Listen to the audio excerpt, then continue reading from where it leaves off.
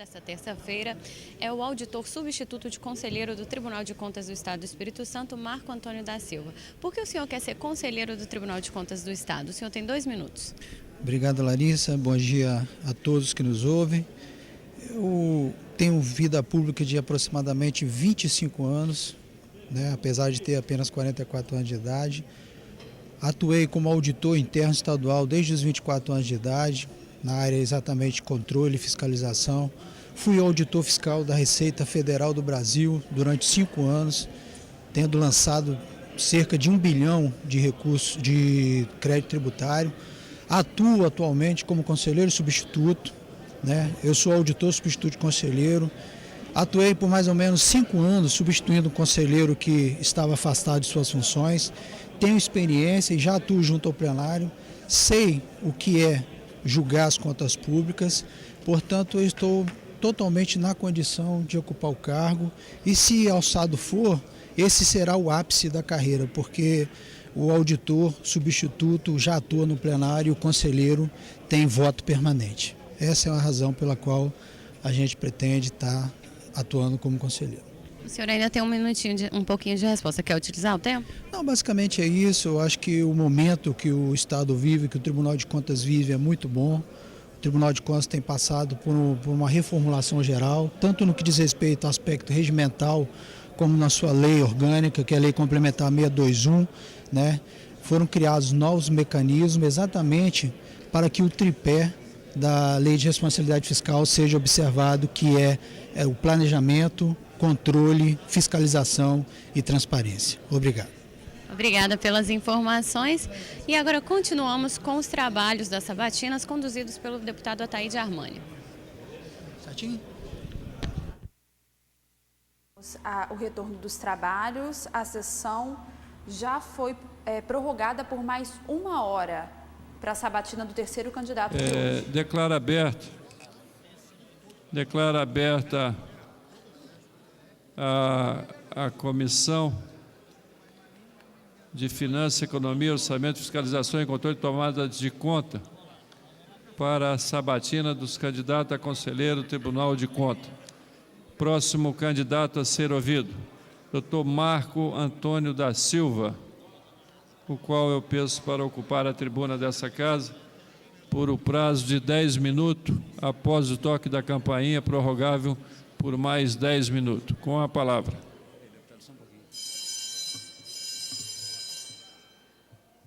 Eu gostaria de pedir às pessoas que permaneçam no plenário silêncio para a gente ouvir o próximo candidato, Dr. Marco Antônio da Silva. Com a palavra.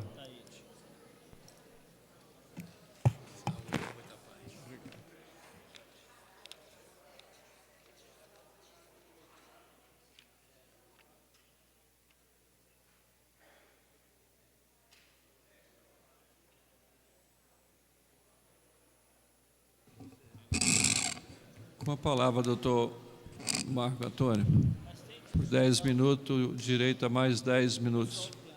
Eu gostaria que o pessoal que se encontra no plenário fizesse silêncio, por favor. Senhor presidente, eu solicito de imediato a deferência da prorrogação para que não haja interrupção na minha fala. Obrigado.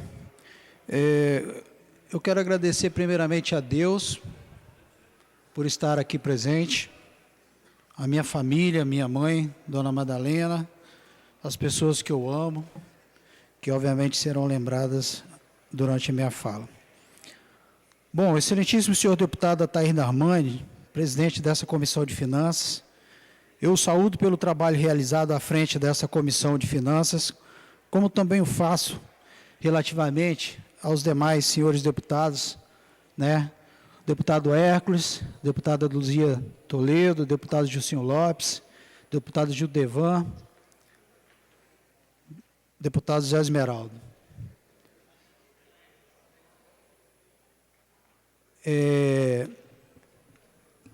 Eu peço que o nosso amado Deus estenda sobre nós o seu manto de proteção, dando sabedoria, a fim de que a escolha a ser realizada pela Assembleia Legislativa deste Estado seja melhor para o Tribunal de Contas, para as instituições e para a sociedade espírito-santense. Não poderia deixar de registrar, senhores deputados, a presença de amigos aqui presentes do Tribunal de Contas do Estado do Espírito Santo, e principalmente da minha esposa, amada esposa Enilda Martins, e meu amado filhinho Mateus, que são razões da minha vida. Dentre os amigos posso citar o Marcos Guimarães, o Jonilson Correia, o Carlos Galhardo, Clotilde Nunes, Cleidmar Costa e a Leonice Rui, que estão aqui presentes. Este, senhor presidente, é um momento singular. Afinal, senhores deputados, a Assembleia Legislativa está por escolher seu conselheiro na forma do artigo 73, parágrafo 1º e 2º da Constituição Federal de 88 e do artigo 74, parágrafo 1º e 2º da Constituição Estadual. Foram 22 candidatos que se inscreveram, 18 deles cidadãos comuns, 4 deputados estaduais, sendo que por vontade da mesa diretora e de um deputado, doutor Hércules, temos hoje essa proporção de candidatos. Agradeço a posição adotada pela mesa diretora na pessoa do excelentíssimo senhor deputado Teodorico Ferraço, doutor Roberto Carlos e a deputada Solange Lube, pela deferência ao possibilitar que candidatos que não fossem deputados concorressem. Parabéns pelo desprendimento, suas ações certamente serão lembradas, pois encontraram eco na sociedade. Bem, iniciei minha carreira profissional na área de controle e fiscalização em 1994, quando exerci, mediante aprovação em concurso público de provas e títulos, o cargo de auditor interno estadual, realizando diversas auditorias na área de controle interno. Em 1998, passei a exercer o cargo de controlador de recursos públicos do Tribunal de Contas do Estado do Espírito Santo, mediante também aprovação em concurso público. Hoje, auditor de controle externo, onde realizei diversas auditorias de campo. Em 2000, passei a exercer o cargo de oficial de justiça da Corregedoria Geral de Justiça, do Tribunal de Justiça desse Estado, onde promovi trabalho junto à Corregedoria Geral de Justiça, também mediante aprovação em concurso público. Já em 2001, passei a exercer o cargo de auditor fiscal da Previdência Social, mediante aprovação em concurso público, hoje auditor fiscal da Receita Federal do Brasil, em razão da unificação das receitas previdenciária e federal, onde exerci a atribuição fiscal de campo, também chamado auditor fiscal de pasta, chegando a lançar crédito tributário da ordem de R$ 1 bilhão, exercendo também na área de tributação e julgamento a função de julgador de primeiro grau, decidindo as impugnações dos contribuintes realizadas em face do lançamento de crédito tributário. Exerço ainda a docência nas áreas de direito administrativo, constitucional, previdenciário e tributário, sendo que também já atuei junto à Escola de Contas do Tribunal de Contas do Estado do Espírito Santo, sendo formado em Direito, Ciências Contábeis, com pós-graduação em Direito Público pela FADVALE, mestrando em Finanças Públicas pela FADESVALE.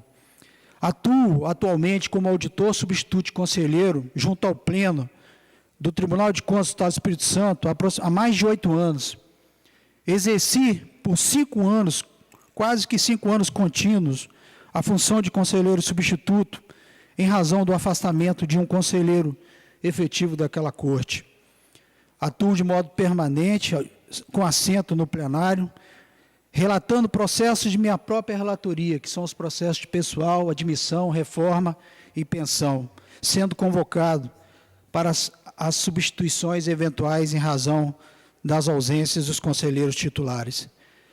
Na minha vida profissional, sempre entendi que a maior virtude de um magistrado é o equilíbrio, mas com a coragem de saber decidir. Entendo que não há justiça sem equilíbrio. Cheguei ao Tribunal de Contas em 2005 para perseguir ambos os adjetivos: o equilíbrio ao sopesar cada caso concreto e a coragem para decidir com a máxima efetividade possível. Assim foi nesses 5 anos que substituí conselheiro em minha função no egrégio Tribunal de Contas deste Estado. Acredito que há justiça numa Corte de Contas que tem em seu nascedouro a assinatura de Rui Barbosa, no decreto 966-A de 1980, quando não há complacência com o mau uso dos dinheiros públicos, com a corrupção, com a má-fé, mas também é válida a máxima de que há que se fazer distinção, clara e precisa do que seja erro ou fraudes, sem nos esquecermos do devido processo legal, do qual se materializam os princípios que lhes são íncitos, o da razoabilidade e o da proporcionalidade. Tais definições são balizadas nas normas brasileiras de contabilidade. O termo fraude refere-se, pois, ao ato intencional de omissão ou manipulação de transações, adulteração de documentos, registros e demonstrações contábeis. Pressupõe, pois, a existência de dolo, de má-fé. Já o termo erro refere-se a ato não intencional na elaboração dos registros e demonstrações contábeis que resultem em correções deles, consistentes em erros aritméticos na escrituração contábil ou nas demonstrações contábeis, na aplicação incorreta das normas contábeis e na interpretação errada das variações patrimoniais. Vê-se que a fraude caracteriza-se como ato praticado com vontade de causar prejuízo ao órgão público. Já o erro revela-se como causa de incorreta interpretação da legislação, não podendo ser dessa maneira ser jogados na vala comum. Ao julgar cada caso, o conselheiro relator tem de fazer clara distinção entre um e outro caso, motivando adequadamente a decisão, levando ao conhecimento do colegiado as diferenças existentes no caso concreto, fazendo justiça. O Tribunal de Contas do Estado já é minha casa, senhores deputados. O controle externo a cargo dessa Assembleia Legislativa, com auxílio do Tribunal de Contas e em estreita colaboração com este, é assim uma delegação do povo por sua Assembleia Nacional Constituinte, ao estabelecer o modelo federal de observância obrigatória nos estados, em razão da aplicação da simetria. O que lá estão possuem dever republicano, um poder conferido pela sociedade para que o parlamento fiscalize a aplicação das riquezas estaduais, evitando a dilapidação do erário, convergindo forças para a correta aplicação dos recursos. Obviamente, este controle externo e a fiscalização da administração pública estadual, que está a cargo da Assembleia Legislativa, não se cumpriria com rigor tão relevante de atribuição não fosse a existência do Tribunal de Contas do Estado, com o seu acúmulo de experiência técnica, com a sedimentação da jurisprudência administrativa, a servir de guia aos gestores públicos, e o relevante papel do colegiado, que, embora com serenidade, vem agindo com rigor para assegurar que a atividade governamental se faça nos estritos limites das leis do país, inclusive como indutora de desenvolvimento com justiça social. Gostaria, senhor presidente, de trazer o seguinte pensamento: o orçamento nacional deve ser equilibrado, as dívidas públicas devem ser reduzidas, a arrogância das autoridades deve ser moderada e controlada, os pagamentos a governos estrangeiros devem ser reduzida se a nação não quiser ir à falência, as pessoas devem novamente aprender a trabalhar em vez de viver por conta pública. Este é um pensamento que data de 55 a.C. Estamos em 2013 depois de Cristo, e já naquela época o equilíbrio fiscal era pensado no mesmo grau de preocupação em que fora normatizado na Constituição Federal de 88, na Lei 4.320/64 e na Lei de Responsabilidade Fiscal. Vê-se que o equilíbrio das contas públicas não é matéria nova, pelo contrário, remonta de longa data. A normatização positiva desses postulados com tamanho rigor, sim, é que é norma nova, principalmente em nosso país. A Lei 4.324, de 1964, normatiza de forma positiva, até os dias atuais, a questão do equilíbrio orçamentário.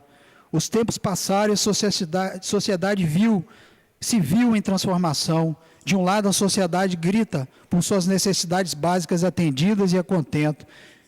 Que sejam elas devidamente atendidas, é o viver de modo digno. Não estamos sós, aprendemos a duras penas, mas também vimos o aprendizado alheio, como aconteceu nos Estados Unidos da América, desde a década de 1970, sendo verificados cada vez mais urgência no estabelecimento, na necessidade de estabelecer limites. Houve mudança no procedimentos legislativos em 1994, 74, na política de Reagan. Importante também a posição adotada com a Lei Granholm de 1985, exemplo da adoção da regra numérica, visto que previa redução gradual dos déficits do governo federal americano, até que os mesmos fossem eliminados. Apresentou algum resultado, mas sem dúvida inferior ao que objetivamente iniciava. Em 1990 foi realizado um novo esforço, agora mais assentado em regras de procedimento. Os Estados Unidos adotaram o Budget Enforcement Act, BIA, legislação que contemplava apenas o governo federal. Os desajustes fiscais sérios eram quase que exclusivamente verificados no governo federal. Após a implementação do BIA, o desempenho fiscal dos Estados Unidos apresentou uma inflexão, chegando-se a verificar-se superávit nominal pela primeira vez. O Congresso americano precisou reunir-se para decidir que destino daria ao superávit nominal. Serviram de inspiração dois mecanismos de controle implantados pelo BIA, o Sequestration e o Pay As You Go. Nos Estados Unidos, o BIA determinava que o Congresso fixasse ex ante metas de resultado fiscal no processo orçamentário. Aí vem o aprendizado, visto que esse dispositivo acabou por originar no Brasil o corte automático constante do artigo 9º da Lei de Responsabilidade Fiscal, apresentado sempre que previsões indicarem o não cumprimento das metas do resultado fiscal estabelecido pelo Congresso no processo orçamentário. Em 1998, o Brasil anunciou um conjunto de medidas econômicas que incluía a adoção de regime de metas fiscais para o período 1999-2001. O cumprimento dessas metas tornou-se parte do acordo firmado com o FMI, não se confundindo tal medida com a exigência pela responsabilidade fiscal de estabelecer metas de todos os anos para os 3 anos seguintes na LDO, figura importante na execução orçamentária. Na prática, a Lei de Responsabilidade Fiscal tornou essa regra mandatória para todos os entes da Federação e, além disso, o corte passou a estender-se a todos os poderes, evitando a sobrecarga até então verificada no Executivo. A solução, contudo, exclui despesas rígidas, pessoal, previdência, transferências constitucionais e legais, juros e outras estabelecidas nas diretrizes orçamentárias. O Pay As Go americano refere-se a um mecanismo de compensação para despesas cujos efeitos transcendem um período para sua aprovação. É preciso indicar a fonte de financiamento nova, isto é, receitas criadas ou despesas canceladas em igual montante, por igual período de tempo, inspirando no Brasil mecanismo de compensação para a geração de despesas obrigatórias de caráter continuado, no artigo 16 e 17 da Lei de Responsabilidade Fiscal, as chamadas DOCC. As despesas que pertencem a essas categorias específicas precisam ser compensadas no ato de sua criação, por aumento de receita ou redução de despesa que neutralize o impacto da expansão do gasto inicial. Assim, se um projeto de lei cria um benefício, esse programa deverá ser acompanhado de outro que eleve a alíquota de um imposto, amplie a base de cálculo ou reduz outra despesa de caráter continuado, de modo que os efeitos financeiros sejam compensados de forma permanente. Não se trata de vinculação de usos e fontes de mera previsão de recursos orçamentários, mas sim de compensação de efeitos financeiros futuros, medida relativa ao planejamento, a evitar o aumento da dívida pública. Vê-se que a introdução de mecanismo da legislação brasileira foi completamente inovadora, tendo em vista a tradição pouco prudente e tantas vezes citadas em diagnósticos de problemas fiscais, de criar contas em aberto, ou seja, contas em que haviam recursos no orçamento para aquele exercício, sem a preocupação de manutenção do equilíbrio das contas públicas, ou seja, deve-se gastar o que efetivamente arrecada. Além disso, em virtude da preocupação com os avanços na guerra fiscal, no caso brasileiro, o mecanismo de compensação acabou sendo estendido à renúncia de receita, a fim de que a compensação abranja períodos de 3 anos, mesmo das metas fiscais, só podendo ser realizado mediante aumento de receita, e é exigível tão somente quando a renúncia não tiver sido considerada no estabelecimento das metas fiscais. mantendo-se por esse mecanismo cotejatamento entre receita oferida, planejada e despesa prevista e fixada. Na Europa, o Tratado de Maastricht, de 1992, estabelece critérios de convênio para os países que desejassem ter acesso à moeda comum. A medida inovadora foi que foram atingidos vários países ao mesmo tempo no que se refere à dívida, inflação e orçamento. Este aspecto foi particularmente importante para que adotasse uma relação forte entre pouca disciplina fiscal e uma descentralização, notadamente em países federativos como o Brasil, tendo como complexidade institucional, neste caso, a divisão de funções entre os níveis da federação, que tornam as decisões fiscais frequentemente dificultando uma separação clara entre as políticas econômicas e a identificação dos seus responsáveis. Obviamente que no Brasil a autonomia federativa e independência entre os poderes são princípios constitucionais, sendo estados e municípios constitucionalmente considerados entes da federação, com autonomia política, financeira e administrativa. Verificou-se que a busca de tal entendimento era possível entre os países soberanos, por pressuposto mais autônomo do que os governos de uma federação, com muito mais razão, deveria ser possível também entre os entes de uma federação, o que evidenciou a possibilidade do ajuste na Lei de Responsabilidade Fiscal. Dessa maneira, no processo legislativo brasileiro, a Lei Complementar 101/2000 funciona como uma espécie de detalhamento da Constituição, cuja aprovação pelo Congresso exige quórum qualificado, maioria absoluta, representando um instrumento mais permanente, visto que mais difícil de se alterar. No Brasil, há instrumentos de flexibilização que seguem tendências da União Europeia, como a medida temporária econômica, quando em caso de crescimento econômico negativo ou inferior a 1% nos 4 últimos trimestres, ou nos casos de calamidade pública, essa de defesa, estados de defesa ou de sítio, é suspensa a contagem dos prazos para enquadramento aos limites de dívida e pessoal e dispensa-se o atendimento de metas fiscais e o corte automático. Já no caso de mudanças drásticas nas políticas monetárias ou cambiais, assim reconhecidas pelo Senado Federal, é prorrogado o prazo para ajuste dos limites de dívida e endividamento em até 4 quadrimestres. Ora, situação digna de registro é que, em caso de descumprimento, há punições com as sanções institucionais e pessoais corporificadas na Lei 10.028/2000, a chamada Lei de Crimes Fiscais. Trago ainda a experiência da Nova Zelândia de 1994, pela transparência que se sobrepõe à rigidez das regras. Basicamente, a lei possui princípios, algumas poucas regras e muita transparência, inclusive com a exigência de publicação de diversos relatórios periódicos com todo tipo de informação fiscal e de direito de níveis de detalhamento, diferentes níveis de detalhamento. O Parlamento fixa critérios de desempenho de forma genérica. O Poder Executivo tem liberdade para orçar, gastar, desde que com amplo e estrito acompanhamento da sociedade de todas as etapas do gasto. Fala-se em nível prudente de dívida e prazo razoável para equilibrar o orçamento. Essa experiência consiste num paradigma internacional de transparência nas finanças públicas. Não poderia deixar de ser considerada na elaboração da Lei de Responsabilidade Fiscal do Brasil. O Fiscal Responsabilidade Act, além de emprestar nome à experiência brasileira, inspirou os princípios que nortearam a elaboração da proposta encaminhada ao Poder Legislativo e os dispositivos de transparência.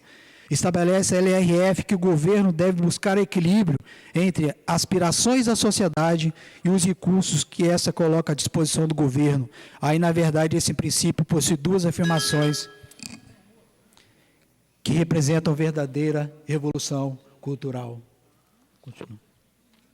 Olha, você pediu, eu pedi para não fazer interrupção a pedido do senhor e completou os 20 minutos. Eu achei que o tempo estava tocando, não tem problema, senhor presidente. Eu estou encerrando. 2 minutos para encerrar. Eu vou dar os 2 minutos a Vossa Excelência. Obrigado, senhor presidente. Na verdade, eu pedi que não interrompesse a fala, mas que o tempo fosse contado até para mim atentar. Eu pedi para não interromper, porque é 10 minutos, aí toca a campainha, eu dei mais 10 minutos. Foi 20 ininterrupto para não atrapalhar a leitura de Vossa Excelência, mas eu acrescento 2 minutos aí. Obrigado, senhor presidente.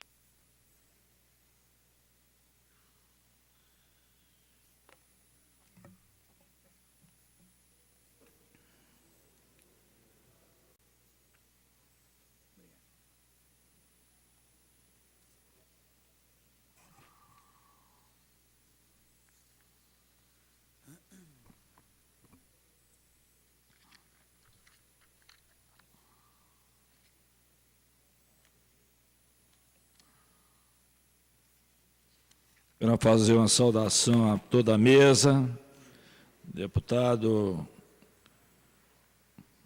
Ataíde Armani, deputado Gilcim, deputado Luzia, doutor Hércules, Jamir, Gildevan. Quero fazer uma saudação especial aqui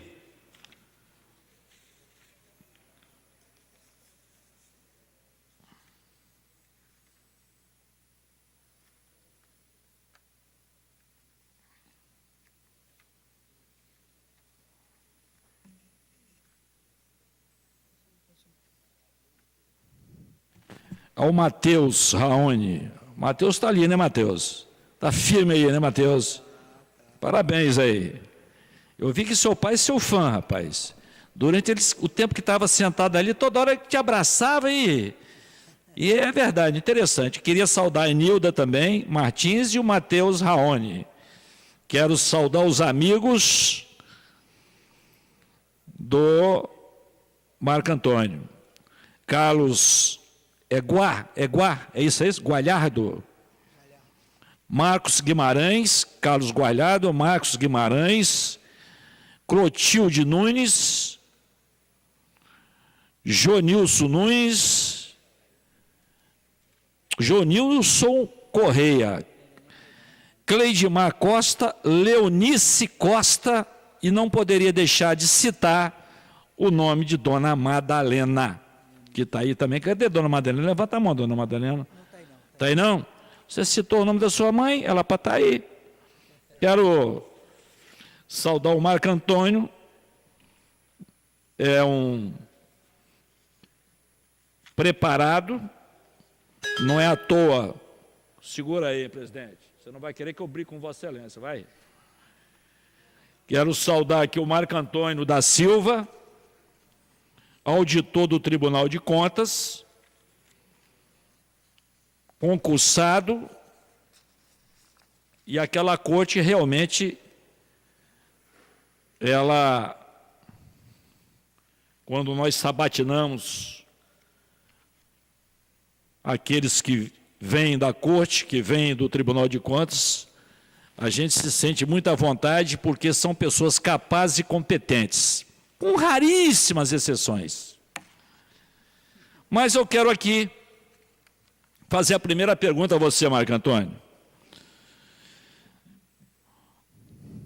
O que é reserva de contingência e como poderá ser utilizada durante a execução orçamentária?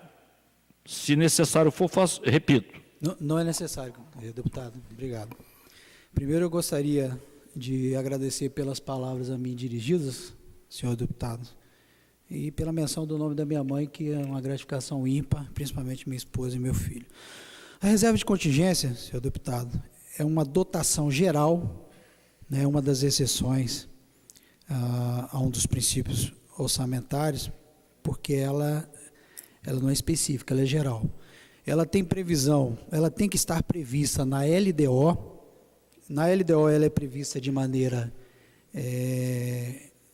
geral, a sua percentual, digamos assim, a sua fixação, e na LOA ela é fixada em reais. E ela se destina, durante a execução orçamentária, para cobrir passivos contingentes e outros imprevistos, outras imprevisões ocorridas, como, por exemplo, sentenças judiciais contra o poder público. Essa reserva de contingência ela é utilizada para a execução orçamentária, para fazer frente a essas execuções, a esses gastos extraordinários, digamos assim.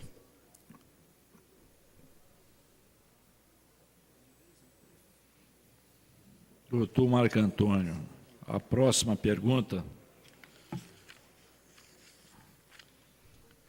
O que significa o princípio da moralidade administrativa e o dever de lealdade às instituições? Na verdade, são duas perguntas em uma.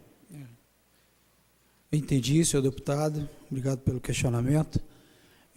O princípio da moralidade administrativa tem supedâneo constitucional, está previsto lá no artigo 37, junto com os outros 4, né? O princípio da moralidade, ele não é, ele tem a moralidade administrativa, ele tem um conceito aberto, digamos assim. A moralidade, ela não é algo previamente determinado, ela depende de normatização. É aberto, princípio aberto, porque às vezes o que é moral para o cidadão comum não é moral do ponto de vista jurídico. Tanto que nós temos a Lei 8429, a Lei 8429/92, que é a chamada Lei de Improbidade Administrativa, que normatiza a prática de ato pelos gestores, funcionários públicos e todos a eles equiparados, né, conforme previsão contida lá no artigo 1º da Lei 8429/92. A segunda parte da vossa pergunta, você poderia falar só para eu... Com certeza. Fazer um adendo? E o dever de lealdade às instituições?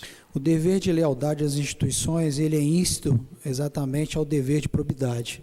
Ou seja, o indivíduo que é probo, com certeza, ele vai atuar em prol das instituições, da coletividade, em detrimento de interesses e serviços pessoais, ou seja, em detrimento de interesses escusos perante o poder público.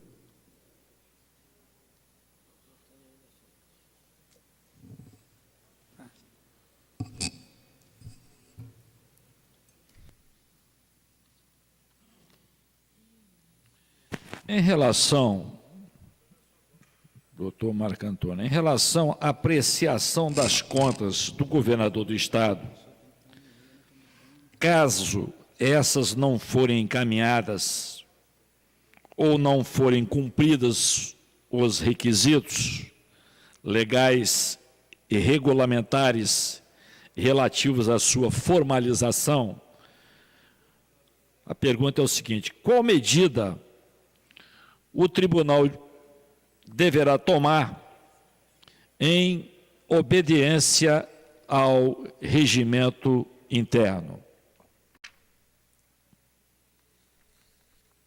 Quando as contas não são prestadas para o Tribunal de Contas, o Tribunal de Contas tem a competência de emitir o parecer prévio para posterior julgamento por parte na União Congresso Nacional, no Estado, da Assembleia Legislativa, obviamente. Quando o chefe de poder não se desincumbe do seu dever constitucional de prestar contas, o Tribunal de Contas comunica à Assembleia Legislativa para que seja feita a tomada de contas. A tomada de contas é, digamos assim, a composição de todos os elementos que comporiam aquela tomada de contas de forma forçada, a ser realizada pela Comissão de Finanças, no caso, dessa Casa Legislativa, que é uma comissão de finanças, tomada de contas e outras atividades. Somente nesse caso que é feita a tomada de contas em razão da não apresentação da tomada de contas ou de apresentação de forma deficiente. Quero agradecer as suas respostas e não me causou nenhuma surpresa essas respostas em função desse brilhante conhecimento que Vossa Senhoria hoje aqui nesta Casa de Leis nos trouxe. Obrigado, senhor deputado. Obrigado, deputado Zé Esmeralda. Com a palavra, o deputado Jussim Lopes.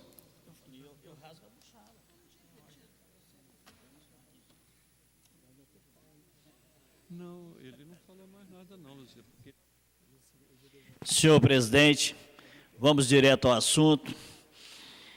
Eu quero parabenizar ao candidato Marco Antônio, que fez uma explanação simples, decente, equilibrada e mostrando a competência que tem. E é nesse sentido que eu gostaria que todos os candidatos tivessem feito a sua explanação e não criticarem deputados desta casa, porque o Tribunal de Contas também é um tribunal político. O Tribunal de Justiça também é um tribunal político. O Ministério Público também é um órgão político. Então, senhor presidente, eu fiquei muito feliz e quero aqui fazer uma colocação, 3 perguntas ao candidato. Vossa Senhoria, que está lá no TC, em substituição, pode informar se há delimitação de área de conselheiro nas apreciações de conta de municípios ou câmaras, ou se é por sorteio? Se a delimitação... Se há delimitação de área, porque é sabido que muitos conselheiros, eles escolhem determinadas áreas para poder... É feito anualmente um plano para que no exercício seguinte seja fixada a competência para efeito de relatoria, digamos assim. E não poderia ser de forma diferente, isso é feito com base em sorteio, exatamente para se evitar tendências outras de caráter pessoal, interesses pessoais. E, obviamente, ainda que o relator seja sorteado, e se ele entender que naquela municipalidade existem interesses pessoais dele, ele pode, obviamente, solicitar que seja novamente sorteado, porque ele estaria, no caso, impedido ou suspeito, conforme o caso. A área técnica do Tribunal de Contas, nós sabemos que ela é de uma competência fora do normal. Eu pergunto ao candidato, por que muitos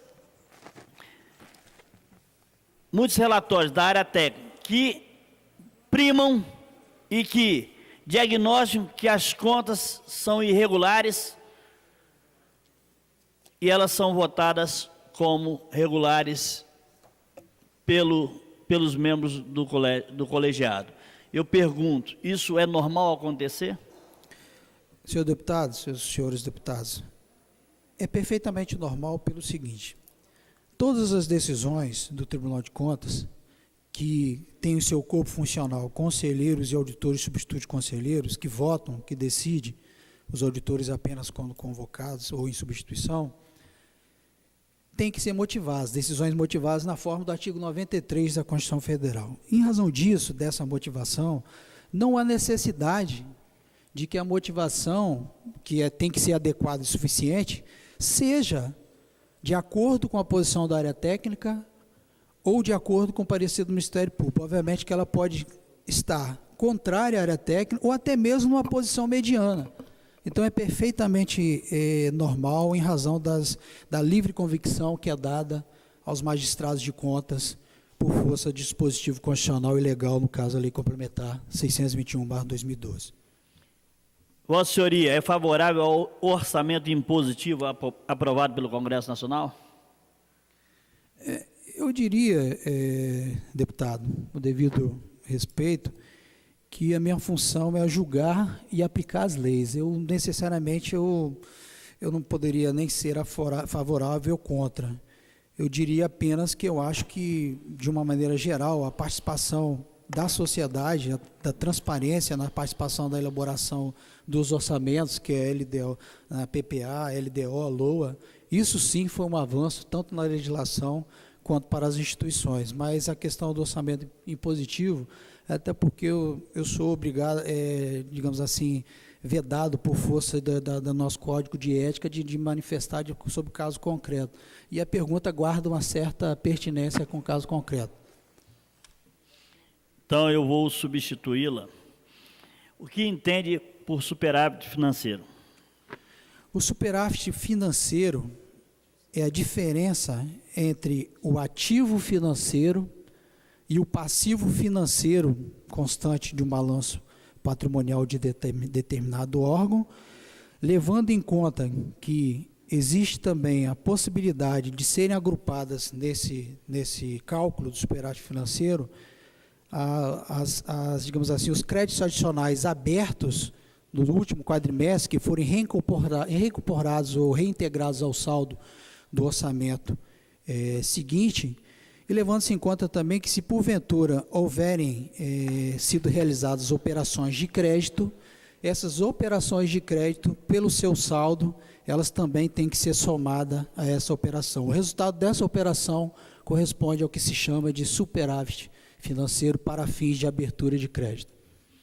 Senhor presidente, eu me dou por satisfeito e não poderia ser diferente as respostas pelo candidato Marcos Antônio da Silva, que nós temos acompanhado lá no Tribunal de Contas, em seus pareceres, em seus votos, bastante fundamentados e com bastante equilíbrio, porque a gente sabe que nós não somos os senhores da razão, certo? Embora a legislação ela beneficie ou prejudique alguém, mas tem que haver o equilíbrio e é o que o nobre candidato tem.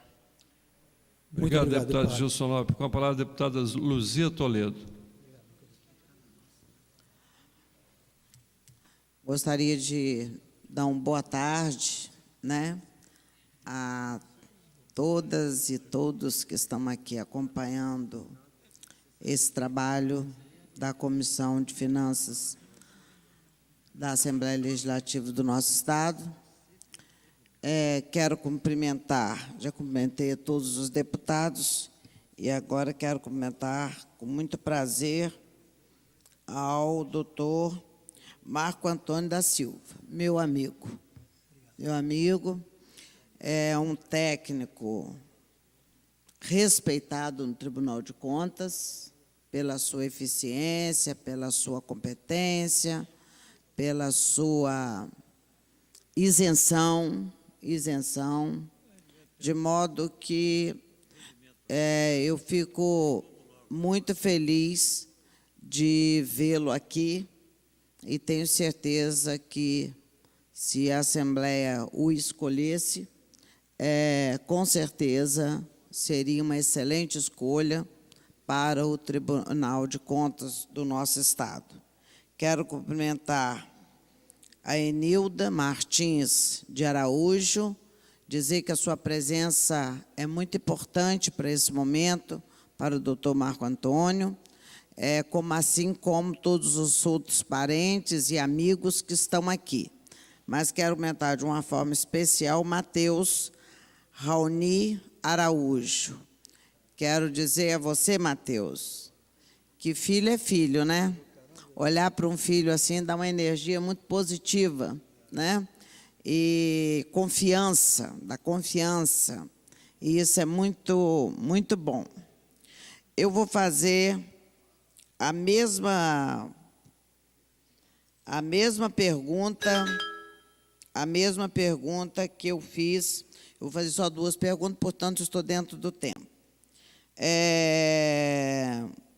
A mesma pergunta que eu fiz ao candidato Sérgio Borges. Primeiro, vou lhe perguntar, como é dada a composição das câmaras, doutor Marco Antônio, no Tribunal de Contas? Obrigado, deputada. As câmaras que Vossa Excelência faz alusão, na verdade, elas ainda não foram instaladas, né?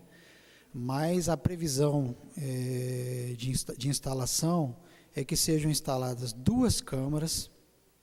Dessas 2 câmaras, você tem em cada câmara 3 conselheiros e 2 auditores, substituto de conselheiro. Por quê? Porque nós temos uma composição de 4 auditores substitutos conselheiros e nós temos 7 conselheiros. Na verdade, apenas 5 estão na ativa. Este é o 6º conselheiro, a sabatina, para a escolha do 6º. Então, essa composição ainda não está instalada, mas está em vias de instalação nessa composição. Gostaria de fazer a segunda pergunta e última. Em quais casos a sessão será reservada? As sessões do Tribunal de Contas, vias de regra, elas são públicas, exceto no caso que houver um pedido para que elas sejam reservadas, e aí seriam basicamente quando você vai tomar decisões de cunho disciplinar relativamente a membros da Corte, para que se evite exposição e até mesmo interferências externas no processamento. Presidente, estou contemplada. Com a palavra o deputado Jamir Malini. Declinou da palavra. O deputado Dr. Hércules.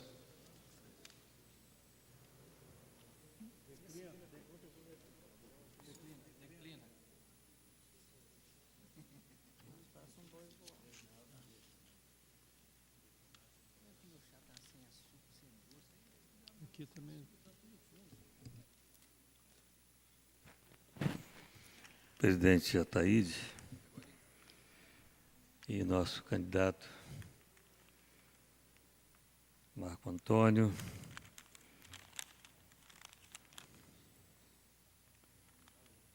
candidato, o senhor tem vasta experiência com relação à análise de contas, uma vez que já foi conselheiro substituto, olhando o seu currículo. Parabéns pelo seu conhecimento, pelo seu currículo. E sempre também parabéns pela sua conduta no Tribunal de Contas. O Tribunal de Contas, ele hoje é um Tribunal de Contas muito melhor do que foi outrora. E nós temos um Tribunal de Contas hoje à altura do cidadão, mas é preciso cada vez a gente aperfeiçoar mais essa questão.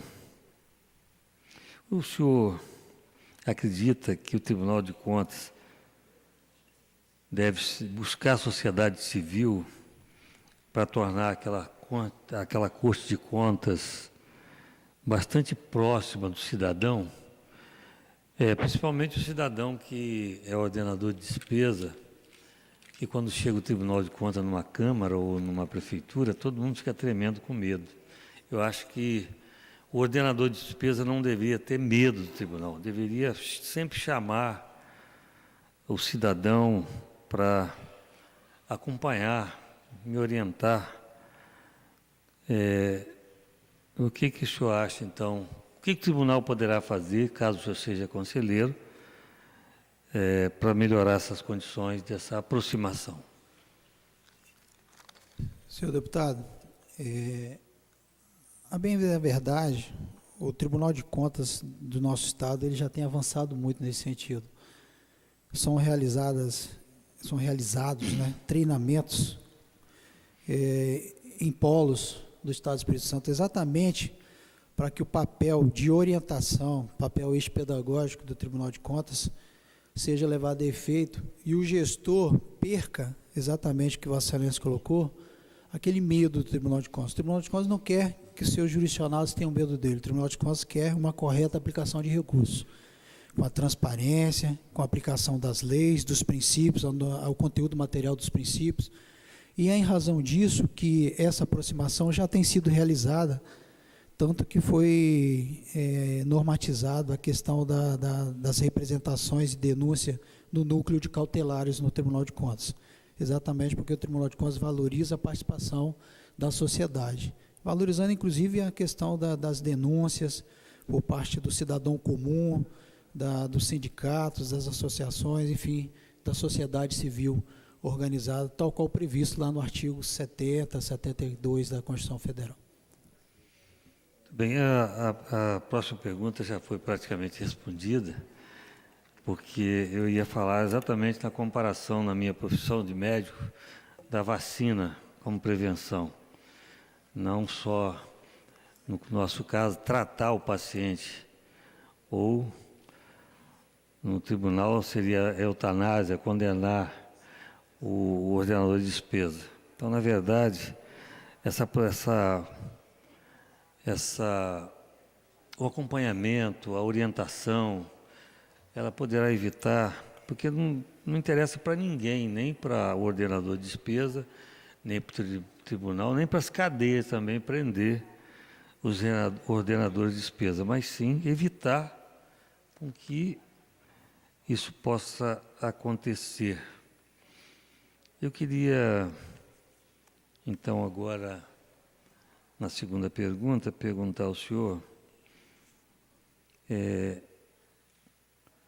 quais são as principais modalidade de licitação que está prevista na Lei 866. As principais modalidades de licitação previstas na Lei 866/93, 8666, na verdade, né? São 36 aí. Nós temos o convite, é uma modalidade, nós temos a tomada de preços, nós temos a concorrência, nós temos o leilão, nós temos o concurso, e com base ainda na Lei 10.520, né, nós temos também o pregão. Mas, como Vossa Excelência fez referência tão somente a 866, são essas 5 modalidades de licitação: convite, tomada de preço, concorrência, leilão e concurso. Muito bem. Eu já fiz essa pergunta, mas eu quero bater sempre nessa tecla da questão da saúde. Os governos de Brasília até os municípios não têm tido uma atenção para a saúde como deveria ter. Haja vista, o Brasil hoje não investe 4% da receita bruta com a saúde pública. Ela investe menos de 4%. Então, a saúde pública nunca foi prioridade para quem tem a caneta, quem tem condição de orientar para onde vai o dinheiro, ou a prioridade. Tenho falado isso aqui insistentemente, vou continuar falando. O senhor passa aqui na Reta da Penha, tem um palácio feito em tempo recorde para controlar petróleo, dinheiro e finanças. O senhor vai do outro lado do Hospital das Clínicas, totalmente sucateado há muitos anos. Então, a saúde não é prioridade. As obras, os contratos, o Tribunal de Contas, ele tem essa prerrogativa e o dever de fiscalizar essas obras do Estado, conveniadas com a Prefeitura, ou enfim. O senhor não acha que o Tribunal de Contas deveria também se importar mais com o serviço público da saúde que é oferecida ao cidadão, desde o município até o Estado, que é da competência nossa de fiscalizar o Estado, do deputado, mas do Tribunal também se importar com essa qualidade de serviço, superfaturamento,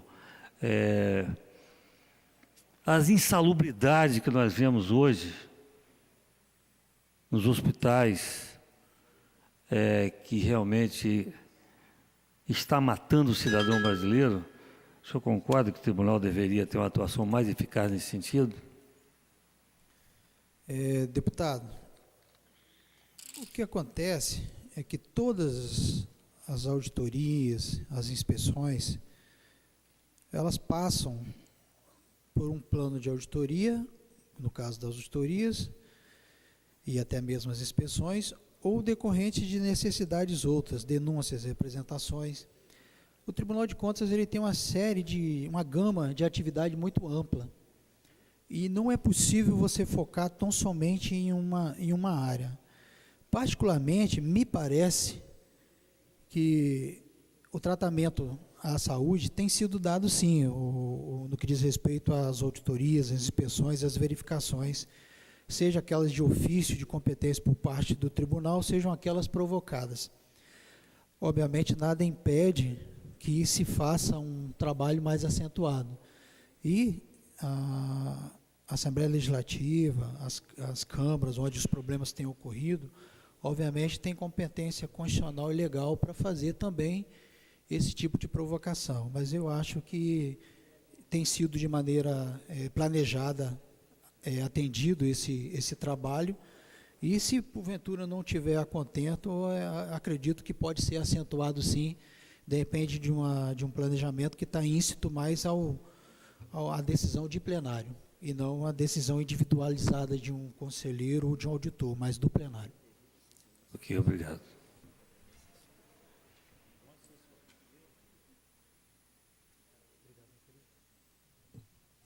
Muito obrigado, deputado Com a palavra, o deputado Gildevan.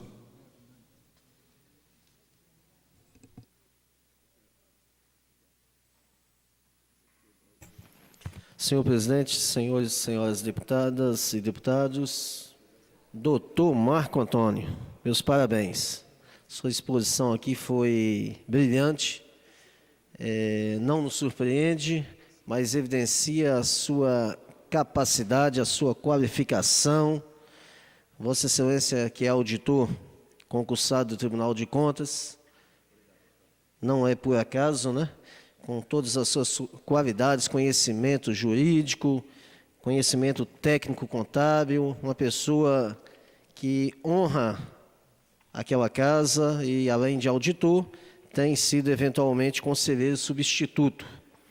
Eu quero aqui cumprimentar a todos os cidadãos aqui presentes, especialmente aos membros da sua família que te acompanham, a Enilda Martins, o seu filho Matheus, aos seus amigos e colaboradores, o Carlos Galhardo, Marcos Guimarães, Clotildes Nunes, o Jonils Correia, o Cleidmar Costa, Leonice Costa. Os meus cumprimentos, e vocês estão acompanhando um ótimo candidato a conselheiro do Tribunal de Contas. Doutor Marco Antônio, eu tenho optado por não fazer perguntas, mas tenho buscado que nós podemos abordar temas. Eu queria, nessa oportunidade, inicialmente, falar sobre controle interno. A necessidade que os gestores têm de implantar, de buscar continuamente, né, o exercício, a prática do controle interno, não só por obrigação legal, mas como forma de resguardar melhor a sua gestão. E eu gostaria, principalmente nesse momento de crise, há muitos gestores chorando, reclamando muito, lamentando muito, e tem motivos para isso, mas precisam gerir melhor os recursos públicos. E eu peço a Vossa Excelência para discorrer um pouco para nós sobre a importância do controle interno nas administrações. Obrigado, senhor deputado. O controle interno também tem previsão constitucional, sede constitucional. Eu já fui do controle interno, já fui auditor interno estadual. Antigamente era chamada AGE, Auditoria Geral do Estado, hoje SECONT, Secretaria de Controle e Transparência. Esse controle é de suma importância para o poder, ou melhor, para os poderes onde tiver sido instituído. O controle interno, ele evita, e ele pode ser feito da mesma maneira que o controle externo, né, a priori, concomitante ou a posteriori. Esse controle, devidamente realizado, ele vai evitar uma série de dores de cabeça para os gestores. Por quê? Porque o controle interno, se ele porventura verificar algo em que vai ter, digamos assim, uma execução ilegal ou irregular de despesa, ele se reporta ao seu, digamos assim, chefe maior do poder, no caso do Estado do Espírito Santo, ao governador, que só está subordinado ao governador, para que sejam tomadas providências. Obviamente, ele faz recomendações, injunções junto ao gestor, mas ele se reporta via relatório ao governador. E evita uma série de transtornos, porque, obviamente, isso pode ser resolvido dentro da casa. Se, porventura, o controle interno, ao tomar ciência daquele problema, e esse problema não for resolvido, ele não se reportar ao controle externo, ele passa a ser responsável solidário juntamente com aquele gestor perante o controle externo, o Tribunal de Contas. Então, o Tribunal de Contas tem incentivado a atuação do controle externo, com vistas à correta aplicação dos recursos públicos. No Estado do Espírito Santo, isso tem surtido efeito. Tem sido bastante disseminado e quase que todos os órgãos têm optado pela instalação do controle externo, até mesmo de maneira voluntária, muito embora o tribunal recentemente tenha editado uma resolução normatizando a obrigação. Doutor Marco Antônio, em função da ausência de titulares, por ocasião até de afastamento judicial, o Tribunal de Contas funcionou tendo conselheiros substitutos. Vossa Excelência mesmo atualmente é conselheiro substituto. Eu pergunto, houve algum prejuízo para o funcionamento da casa? Houve morosidade? Como tem sido e como foi as substituições de Vossa Excelência como conselheiro naquela casa? Não há prejuízo algum quando um conselheiro não está no exercício da função, porque os auditores substitutos de conselheiros, sua função é exatamente essa, é dar andamento aos processos em que o conselheiro estiver afastado por ausência, impedimento, seja férias, seja um afastamento judicial. E eu, por exemplo, estive na substituição por 6 meses esse ano, né, em razão do princípio constitucional, né, da duração razoável do processo, que foi alçado à norma constitucional com a emenda 45, de 2004, me esforcei por demais por deixar o gabinete em dia. Então, eu decidi cerca de 300 processos no prazo de 6 meses. Essa tarefa árdua não coube tão somente a mim, eu dividi com os meus assessores, né, que estão aqui hoje presentes. Digamos que todos nós trabalhamos muito, porque ninguém faz nada sozinho, mas nós conseguimos baixar aquele estoque de processo sensivelmente. Eu parabenizo pela atuação de Vossa Excelência, parabenizo por sua explanação aqui hoje, uma brilhante explanação. Peço que Deus o abençoe cada vez mais, abençoe sua família e seus colaboradores. Obrigado, deputado. Obrigado, deputado Gildevan. Eu gostaria de marcar aqui a presença do Helder Carnelli, presidente do CREA, nos honra com sua presença. Geraldo Freguete, que é o presidente da Sociedade de Engenharia Agrônoma, CIA, que também nos honra com sua presença. Antônio Carlos Ferreira, superintendente da Caixa Econômica Federal, irmão do deputado Paulo Roberto, José Carlos de Assis, conselheiro do CREA, e a Elcio Matos, presidente do PMDB de São Mateus. Conta aqui presente também minha tia Madalena e sua filha Nilzete. Muito obrigado pela presença que se encontra aqui. Eu gostaria, depois de ouvir todos os deputados, passar a palavra ao doutor Marco Antônio para suas considerações finais.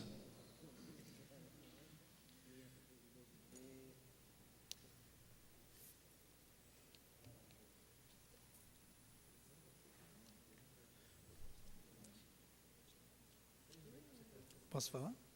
Mas ninguém vai falar. Posso falar? Com a palavra. Obrigado, senhor deputado. Senhor presidente, deputado Ataíde Armênio, novamente eu reitero a minha parabenização pela atuação de Vossa Excelência à frente dos trabalhos. Aliás, a presença de todos os deputados, aqueles que aqui pude ver pela internet, que compareceram de maneira bem presente. Eu quero dizer que a Corte, o Tribunal de Contas do Estado do Espírito Santo, está alerta aos anseios da sociedade, das instituições e do parlamento, focada exatamente na orientação dos gestores para que apliquem corretamente os recursos públicos, mas também está alerta para punir aqueles que não se desincumbirem do seu dever legal de corretamente aplicar os recursos públicos.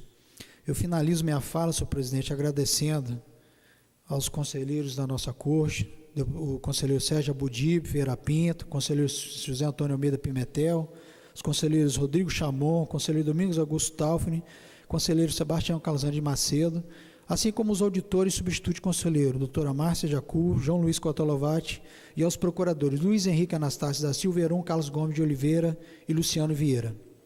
A vocês, meus colegas, componentes dessas 3 categorias profissionais que compõem a ossadura do Tribunal de Contas, meu respeito, meu carinho e agradecimento pelo aprendizado que ali tivemos juntos ao atuar naquela corte. Se alçado for a conselheiro, seria o mesmo. O que mudaria seria apenas a atribuição de voto, que passaria a ser permanente. No mais, sempre estaremos aprendendo juntos. Obrigado a todos, que Deus nos abençoe. E obrigado mais uma vez à minha amada esposa e meu filhinho Matheus, né, neném? Boa tarde para todos. Obrigado, doutor Marco Sérgio Manel, pelas suas palavras. Marco Antônio, desculpa, da Silva, doutor Marco Antônio da Silva. É que tumultuaram. Eu gostaria de suspender a sessão por 5 minutos. Nós temos mais um candidato para ser ouvido, deputado Paulo Roberto Ferreira, e para que a gente entre no acordo se vai ouvi-lo hoje, amanhã, ou segunda-feira, ou hoje à noite, eu suspendo a sessão por 5 minutos, para que os deputados decidam, até porque essa presidência não faz reuniões sozinho, ele depende de quórum para fazê-la. E eu gostaria de ouvi-lo, os deputados, para decidirem sobre esse assunto. A sessão está suspensa por 5 minutos.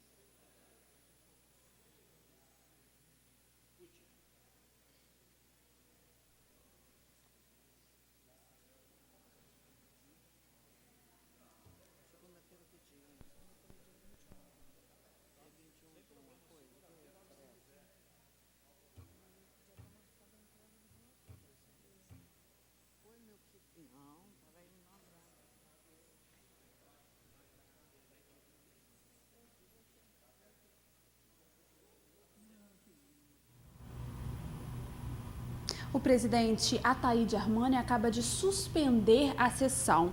A sabatina de hoje ouviu 3 candidatos à vaga de conselheiro do Tribunal de Contas do Espírito Santo. Nós vamos com mais informações com a repórter Larissa Lacerda. Larissa.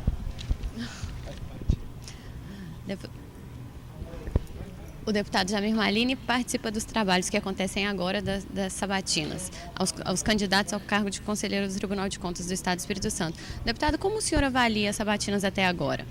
Olha, de suma importância e demonstrando à sociedade que a Assembleia também tem pessoas, tem deputados competentes para exercer aquele cargo, aquela função, como também das pessoas que vieram aqui a serem sabatinadas, pessoas preparadas também representando a sociedade. Então a gente avalia com muito bom desempenho feito por essa comissão. E falta apenas um candidato, né, para concluir esse processo das sabatinas. Quais as expectativas para esses próximos passos? Olha, a expectativa é de que nós consigamos finalizar ela hoje ainda, a última sabatina, para que a gente consiga entregar o relatório até o dia 21, como está na programação. Obrigada, deputado, pelas informações. Gabriela? Vale ressaltar que a sabatina de hoje foi suspensa e não encerrada. Ela retorna às 18 horas. Dos 22 candidatos inscritos, 19 já passaram pela sabatina e 2 desistiram da candidatura. Portanto, está restando apenas um candidato, que é o deputado estadual Paulo Roberto Ferreira. Vale ressaltar que todas as sabatinas são transmitidas ao vivo pela TV Assembleia. É uma escolha da mesa diretora da casa. E os vídeos das sabatinas também são disponibilizados na internet, no canal da Assembleia Legislativa no YouTube. Continue com a nossa programação. TV Assembleia, Canal Cidadão.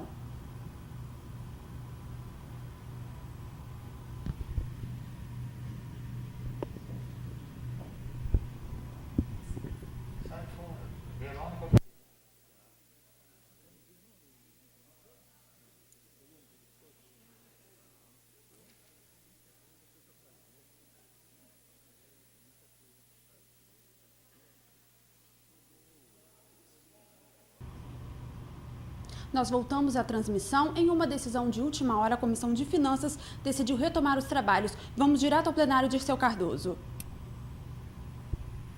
Declaro aberta a Comissão de Finanças, Economia, Orçamento, Fiscalização e Controle de Tomada de Preço para a sabatina dos candidatos a conselheiro a Tribunal de Contas.